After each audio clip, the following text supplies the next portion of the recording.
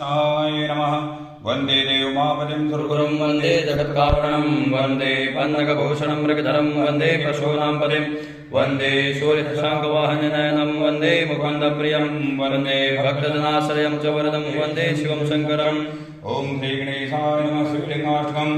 ब्रह्ममुरारिसुरार्चितलिङ्गं निर्मलभासितशोभितलिङ्गं जन्मजदुःखविनाशनलिङ्गं तत्प्रणमामि सदा शिवलिङ्गं देवमुनिप्रवरार्चितलिङ्गं कामदहं करुणाकरलिङ्गं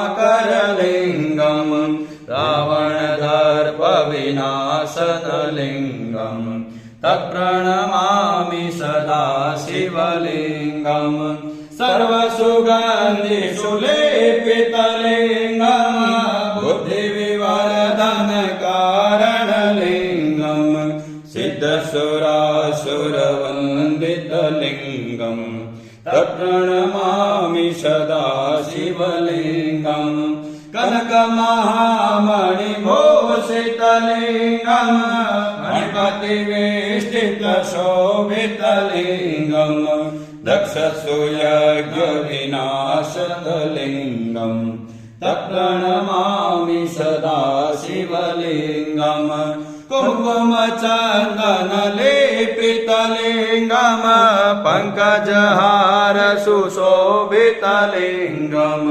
सञ्चितपापविनाशतलिङ्गं तत्प्रणमामि सदा शिवलिङ्गं देवगणार्चितसेवितलिङ्गं भावेन भक्तिभिरेव च लिङ्गं दिनकरकोटिप्रभाकरलिङ्गं तत्प्रणमामि सदा शिवलिङ्गम् अष्टदलोपरिवेष्टितलिङ्गं सर्वसमुद्भवकारणलिङ्गम् अष्टदरिद्रविनाशनलिङ्गं तत्प्रणमामि सदा शिवलिङ्गम् सुरगुरुसुरवरपूजितलिङ्गं सुरवनपुष्पसदार्चितलिङ्गं परात् परं परमात्मकलिङ्गं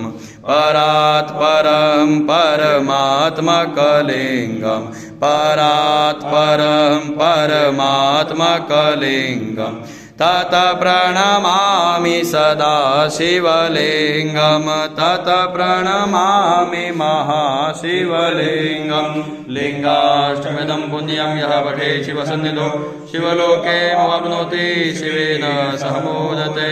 बोल श्री नीलकंठ महादेव की जय।